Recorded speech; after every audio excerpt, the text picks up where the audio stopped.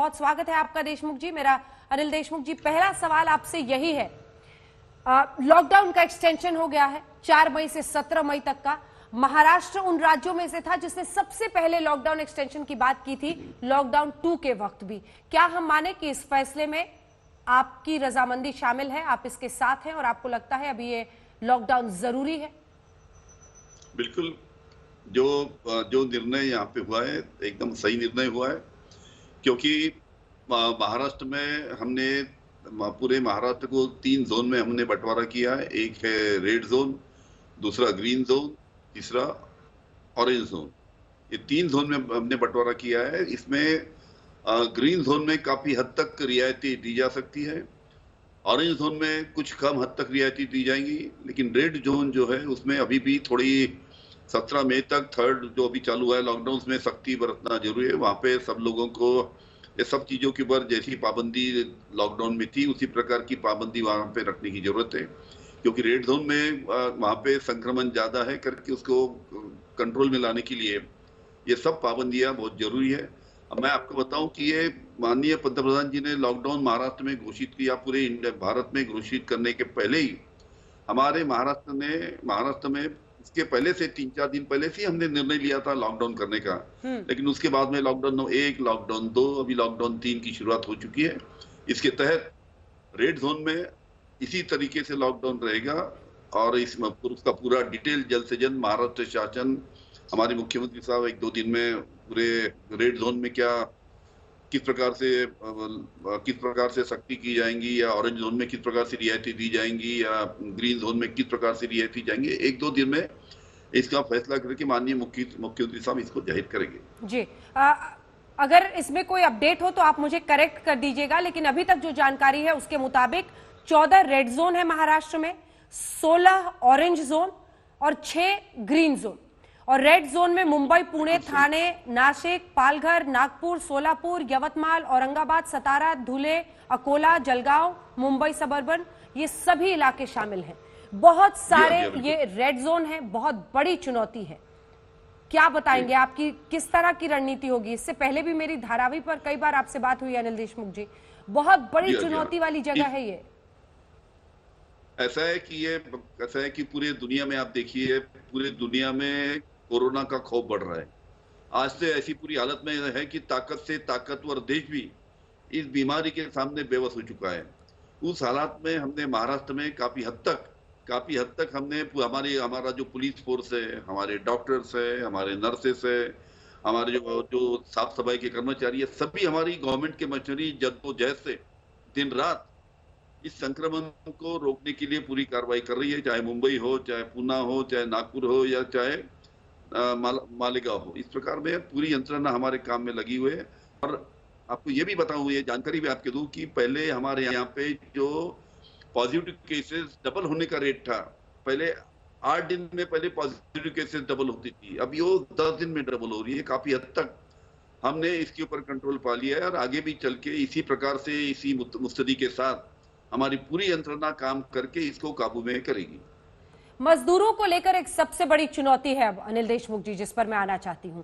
मजदूरों को कैसे उनके राज्यों तक पहुंचाया जाए, इसके लिए भी आज इजाजत मिनिस्ट्री ऑफ होम अफेयर्स की तरफ से दे दी गई है। कुछ देर पहले टी.एस. सिंहदेव साहब हमारे साथ छत्तीसगढ़ के स्वास्थ्य मंत्री थे, उनका ये कहना था कि बहुत सारे मजदूर उनकी सीमा पर पहुंच गए हैं, वो आना चाहते हैं, लेकिन सर्विलेंस नहीं हो रहा है, निगरानी नहीं हो रही है। ऐसे में ऐसा ना हो कि संक्रमण एक राज्य से दूसरे राज्य में चला जाए और एक भूल हो जाए, क्योंकि ये पूरी जो 40 दिनों और अब तो 40 के बाद 54 दिनों की मेहनत है, वो इसीलिए है कि संक्रमण को सीमित किया जाए।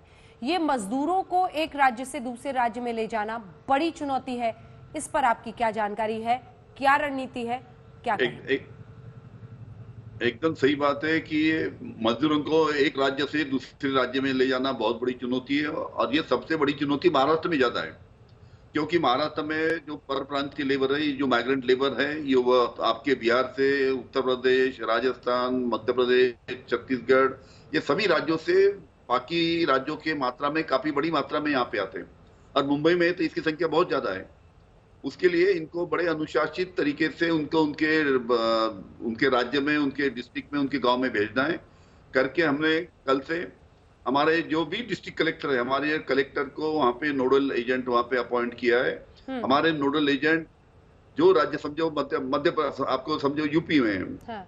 कोई ये डिस्ट्रिक्ट है वहाँ पे उनको भेजना है, तो वहाँ के डिस्ट्रिक्ट कलेक्टर और हमारे यहाँ के लोकल डिस्ट्रिक्ट कलेक्टर कोऑर्डिनेट करेंगे कि भाई हमारे मुंबई से इतने लोग आपके ये डिस्ट्रिक्ट में आना चाहते हैं, उससे कोऑर्डिनेट करके उनकी बसेस की व्यवस्था, उसको उनको बस से भेजना है। हाँ। या उनको ट्रेन की सुविधा करना है। इस प्रकार का कोऑर्डिनेशन चालू हो चुका है और हम यहाँ से उनको डिस्ट्रिक्ट में उनके राज्य में भेजने के पहले उनका पूरा उनकी पूरा स्वास्थ्य का उनका चेकिंग करेंगे।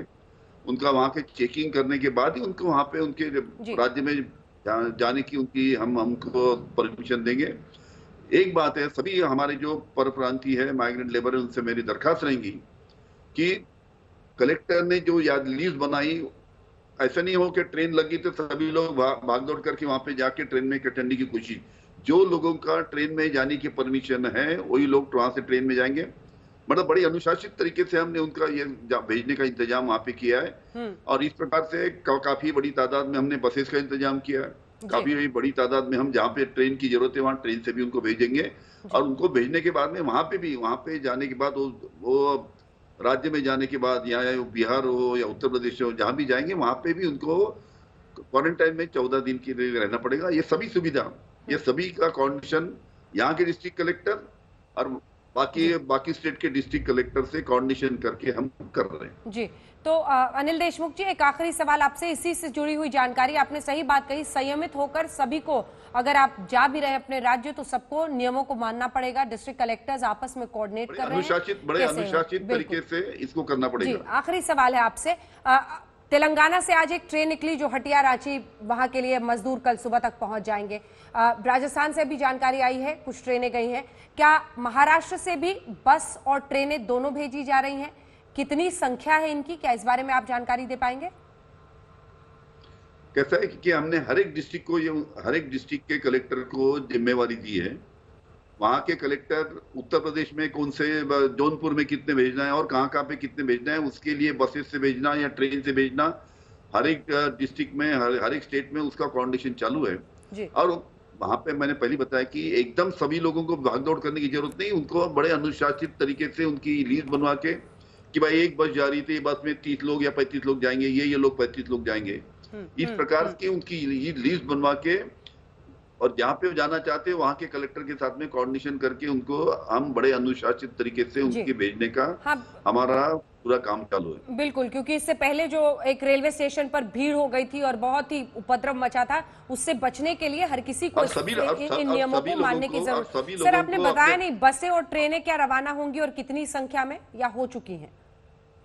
नहीं, कैसा है कि अब वहाँ के डिस्ट्रिक्ट कलेक्टर डिसाइड करेंगे भाई बसेस से भेजना है या ट्रेन से भेजना है। वहाँ के जो जहाँ पे समझो पंजाब में भेजना है, वहाँ के जो कलेक्टर है उनसे बातचीत करके उसका इंतजाम वो करेंगे। जी, धन्यवाद आपका। अनिल देशमुख, गृह मंत्री महाराष्ट्र, जानकारी दे रहे थे कि वो इस लॉकडाउन के फैसले में शामिल हैं। उनका ये मानना है कि लड़ाई के लिए अभी इस लॉकडाउन को जारी रखना जरूरी है। बहुत सारे रेड जोन्स, बड़ी चुनौती, लेकिन इन सब के बीच जो महाराष्ट्र सरकार की तैयारी है उस पर वो दे रहे थे जानकारी।